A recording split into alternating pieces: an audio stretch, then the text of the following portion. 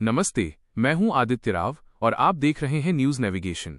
खबरों के इस शोर में अक्सर सच कहीं दब सा जाता है, लेकिन आज हम उन परतों को खोलेंगे जो दुनिया की इस तेज रफ्तार के पीछे का असली चेहरा दिखाती हैं। आज की रिपोर्ट में 5 ऐसे बड़े मुद्दे हैं जो आपको सोचने पर मजबूर कर देंगे। शुरुआत करते हैं भारत के उस एआई समिट से जिसने पूरी दुनिया का ध्यान खींचा, लेकिन तकनीक से ज्यादा विवादों की वजह से। सोशल मीडिया पर कुछ ऐसे वीडियो वायरल हुए जहां ऑटोमैटिक बताए गए रोबोट्स को पर्दे के पीछे से रिमोट से चलाया जा रहा था। अब यहां सवाल किसी एक इवेंट का नहीं है, सवाल हमारी साख का है। क्या हम वाकई नई तकनीक बना रहे हैं या सिर्फ उसका मंचन कर रहे हैं? जब हम वैश्विक मंच पर होते हैं तो एक छोटा सा दिखावा भी पूरे देश की टेक विश्वसनीयता पर दाग लगा सकता है। भरोसा दावों से नहीं, बल्कि कड़े परीक्षण से आता है। अब बात करते हैं उस युद्ध की जिसने दुनिया की रफ्तार बदल दी है। रूस और यूक्रेन के बीच जारी ये जंग अब जमीन से ज्यादा आसमान और डेटा के जरिए लड़ी जा रही है।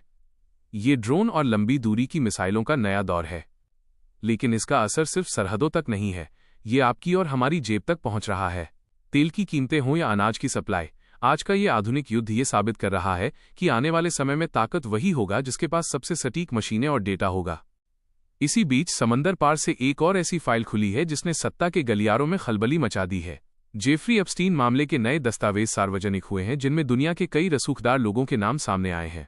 यहां हमें थोड़ा संभलकर समझना होगा, किसी फाइल में नाम होने भर से कोई अपराधी साबित नहीं हो जाता। आज के डिजिटल दौर में अफवाहें बहुत जल्दी फैलती हैं, इसलिए जरूरी है कि हम जांच और आरोपों के बीच के फर्क को समझें। ये मामला सिर्फ कुछ नामों का नहीं, बल्कि पावर और जवाबदेही के बीच की उस जंग का है जो अब सबके सामने है। पहाड़ों की तरफ रुख करें तो लद्दाख से एक ऐसी आवाज उठी है जिसे अब पूरा देश सुन रहा है। सोनम वांगचुक अपनी जमीन, अपने पर्यावरण और अपनी संस्कृति को बचाने के लिए डटे हुए हैं।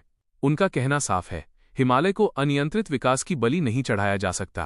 कुछ लोग इसे क्षेत्रीय अस्थिरता से जोड़कर देखते हैं, लेकिन यही लोकतंत्र की परीक्षा होती है। क्या अपनी जमीन के लिए आवाज उठाना असहमति है या ये हमारे लोकतंत्र का सबसे जरूरी हिस्सा है?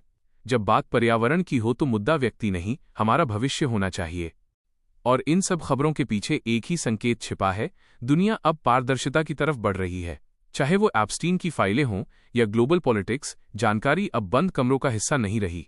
आज की जनता सिर्फ एक चेहरा नहीं, बल्कि जवाब मांग रही है। डिजिटल युग ने हर रिकॉर्ड को सार्वजनिक होने की कगार पर खड़ा कर दिया है। चलते चलते आज का सवाल आपके लिए छोड़ जा रहा हूं, ये जो एआई समिट जैसे विवाद होते हैं, क्या ये सिर्फ संस्थानों की लापरवाही है या हमारे सिस्टम की निगरानी में ही कोई बड़ी कमी है?